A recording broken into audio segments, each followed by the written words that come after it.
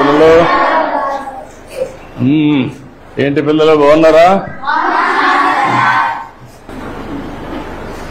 ఏంటంతా 8th class అందరూ బాగా చదువుకుంటున్నారా? Okay, ఈరోజు మనందరం కూడా మీ సోషల్ సైన్స్ అంతా కూడా మీకు ఒక అవగాహన ఉంది, అవునా కాదా? మీ టీచర్ బాగా చెప్తున్నాడా? ఓకే, ఈ సంవత్సరం మీరంతా కూడా 8వ తరగతిలో సోషల్ సైన్స్ చదువుకుంటున్నారు. ఇప్పుడు మనం ఈరోజు ఒక పని చేద్దాం.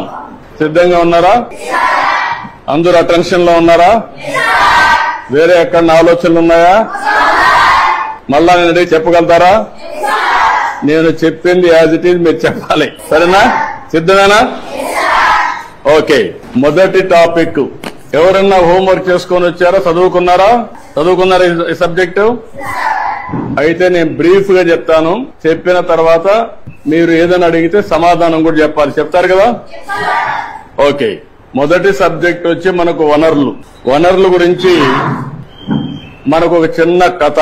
మోనా రాజు తమ ఇంటిని శుభ్రపరుస్తూ వాళ్ళ తల్లితో గడుపుతా ఉంటారు. అప్పుడు ఈ బట్టలు, పాత్రలు, ఆహార ధాన్యాలు, దువ్వెన్లు, తేనె సీసా పుస్తకాలు చూడండి, వీటిలో ప్రతి ఒక్క దానికి ఉపయోగం ఉంటుంది అనింది. ఎవరు? మోనా చెప్పింది. అందుకే అవి ముఖ్యమైనవి, ఇవి అన్ని కూడా వనరులు అని ఎవరు చెప్పారు?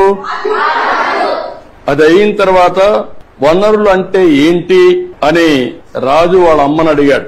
అడిగినప్పుడు వాళ్ళ అమ్మ చెప్పింది ఏం చెప్పిందంటే, మన అవసరాలు సంతృప్తి పరచడానికి ఉపయోగపడేది ఏదైనా సరే అది ఏమంటారు? వనరులు అంటారు. మీ చుట్టూ ఒకసారి పరిశీలిస్తే అనేక వనరులు మీరు గమనించవచ్చు. తాగేదానికి ఏం కావాలంటాం? తాగినప్పుడు దాహం వేసింది, ఏం చేస్తారు మీరు?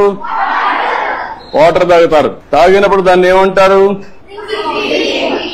అదే సమయంలో మీ పాఠశాల అయిపోయింది, ఇంటికి పోవాలి, దేంట్లో పోతారు మీరు?